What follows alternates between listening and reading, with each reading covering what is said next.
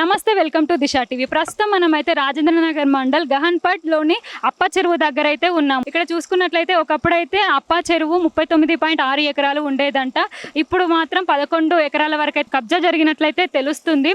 ఇక్కడ చూసుకున్నట్లయితే FTL and buffer జోన్లుగానైతే అప్ప చెరువు దగ్గర గుర్తించారు. ఉదయం నుంచి అయితే ఇక్కడ అప్ప చెరువు దగ్గరలోని FTLలో మాత్రం హైడ్రా కూల్చడాలు అయితే జరుగుతూనే ఉన్నాయి. ఇక్కడనైతే అక్రమంగా షెడ్లను నిర్మించిన వాటినైతే హైడ్రా ఉదయం నుంచి అయితే కూల్చివేస్తుంది. ముందుగానైతే FTL పరిధిలోని వాటినైతే కూల్చడం జరుగుతుంది. ప్రస్తుతం ఇక్కడ చూసుకున్నట్లయితే వర్షం పడుతుంది. వర్షంలో కూడా హైడ్రా పనులను మాత్రము ఆపడం లేదు.